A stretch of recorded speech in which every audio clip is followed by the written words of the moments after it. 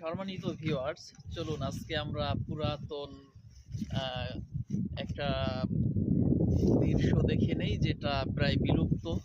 তো ইতালিতে এটা একেবারে নাই বললেই চলে, হয়তো প্রযুক্তির ছোঁয়ায় সবকিছু উন্নত ডিজিটাল হওয়ার কারণে এই প্রযুক্তিগুলো নাই। চলুন এক নজরে আমরা পিছনে একটা বোর্ড দেখে নেই।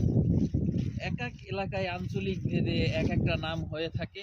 তো কার এলাকায় কি নামে সহজে চিনবেন, তো সেটা দুঃখিত আমি বলতে পারতেছি না। আমাদের এলাকায় আঞ্চলিকভাবে আমরা নৌকা হিসাবে চিনে থাকি। তো ইতালিতে প্রদর্শনীয় হিসাবে রাস্তার পাশে আমরা দেখতেছি একটা রাস্তা হাঁটা চলা এবং বাইসাইকেল চলাচলের জন্য হাজার হাজার শত শত লোক এই জায়গা দিয়ে হাঁটা চলা করে।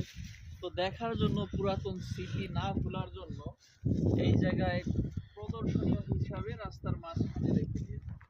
তো এটার ডিজাইনটা একটু ব্যতিক্রম মনে হচ্ছে আমার কাছে।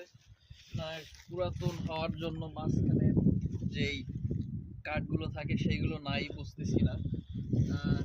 আসলে দেখুন, পুরাতন জিনিস দেখলে অনেক ছোট সময়ের স্মৃতি মনে পড়ে যায় আমাদের।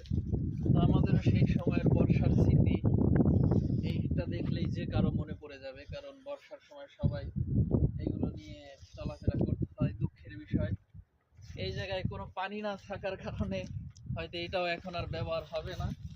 এভাবে এটা নিদর্শন একটা স্মৃতি হিসাবে এখানে পড়ে থাকবে। তো লম্বা, অনেক লম্বা, মোটামুটি 7-8 ফিট লম্বা।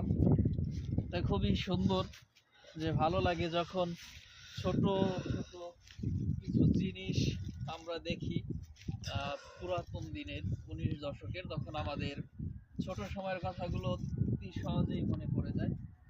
তো দেখতেছেন চমৎকার, আমরা একটা বোর্ড দেখতেছি, দেখি উঠি, ভয় লাগতেছে ভাইয়া ভাইয়া না গেলেই হয়। তো খুবই চমৎকার, এখনো মোটামুটি ভালো শক্ত আছে, সুন্দর।